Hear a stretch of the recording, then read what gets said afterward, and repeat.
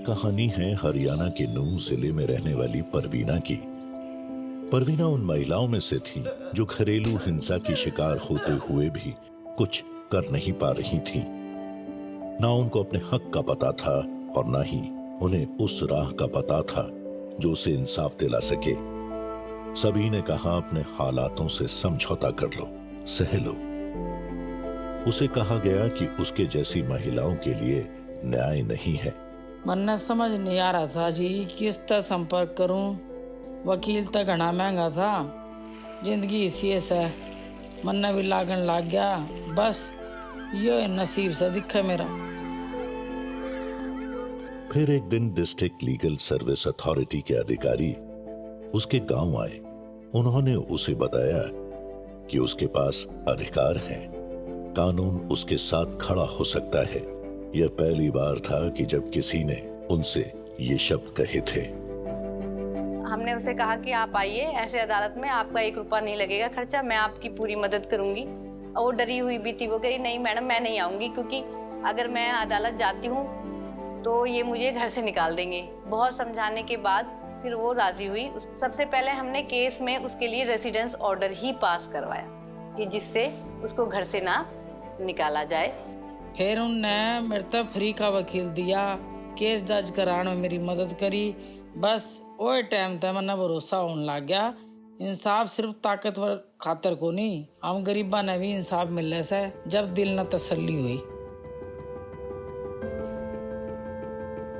और आज वो बहुत बहुत धन्यवाद देती है हमारे डालसा को।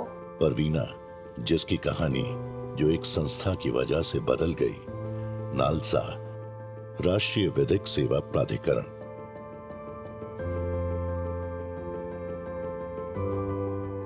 लेकिन उसकी ताकत को समझने के लिए हमें वहां वापस जाना होगा जहां से ये सब शुरू हुआ था।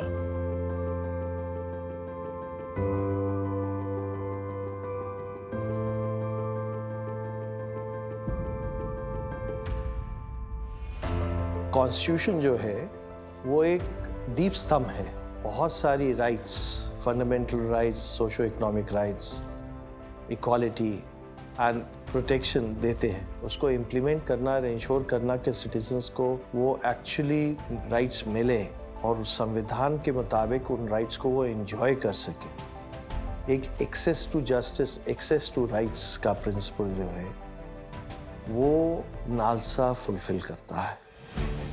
विधिक सेवा प्राधिकरण अधिनियम 1987 में पारित किया गया था। इसके दृष्टिकोण से राष्ट्रीय विधिक सेवा प्राधिकरण नालसा का उदय हुआ, जिसका मिशन न्याय तक पहुंच को लोकतांत्रिक बनाना था। आप जानते हैं कि देश की जो लीगल सिस्टम है quite beyond the reach of an ordinary person.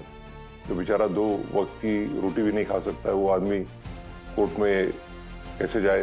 लोगों को सिर्फ न्याय मिलना है आवश्यक नहीं, कि लोगों को एक कहना भी, ये पता भी चलना चाहिए कि उन्हें न्याय का हक है और न्याय का हक उन्हें कुछ खर्चे किए बगैर उसमें मिल सकता है।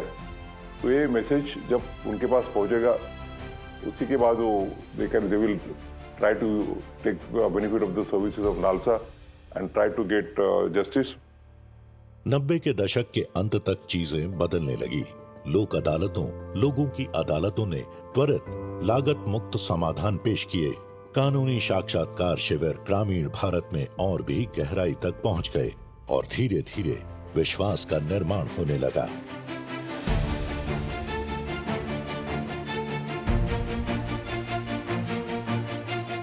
विधिक संस्थाओं का न्याय पहुंचाने की जिम्मेवारी हमारी कानूनी व्यवस्था में अदालतों को दी गई है। 1950 में जब हमने कानून और हर प्रकार की व्यवस्था में उनको समानता का अधिकार दिया, तो वो अधिकार सिर्फ कागज पर न रह जाए और उसको वास्तविकता में वो अधिकार शामिल हो।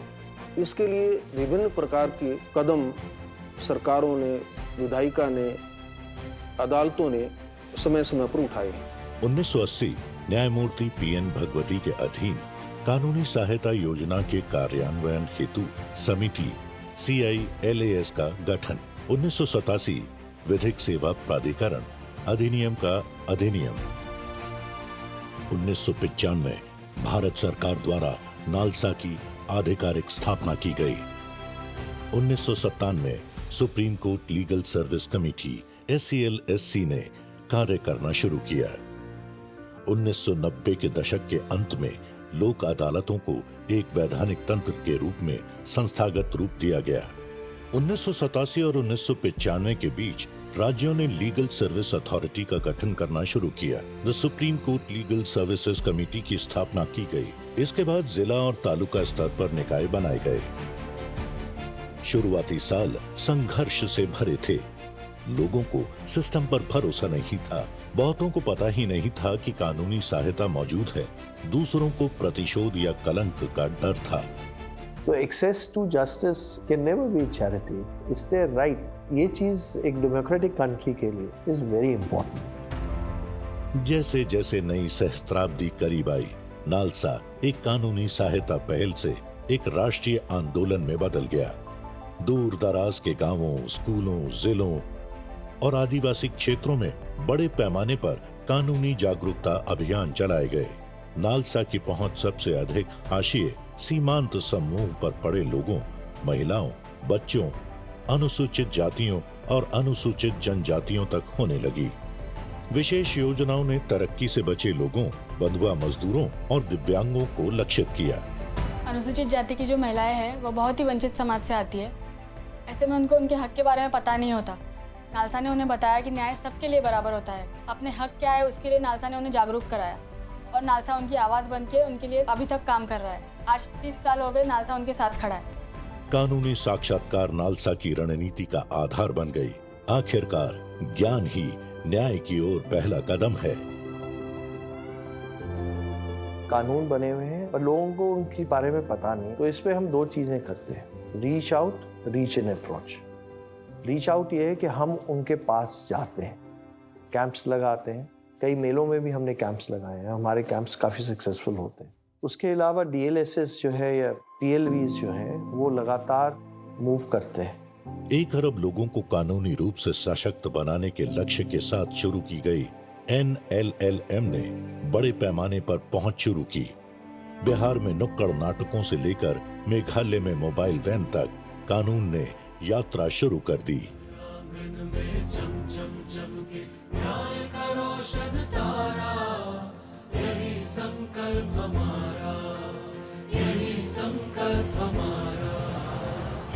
स्कूल से लेकर आश्रय गृहों तक, कारखानों से लेकर मालिन बस्तियों तक, नालसा के साक्षात्कार कार्यक्रम भारत के सबसे खामोश कोने तक पहुंचे और अधिकारियों, सुरक्षा और संभावनाओं के बारे में बातचीत को प्रकाश में लाया।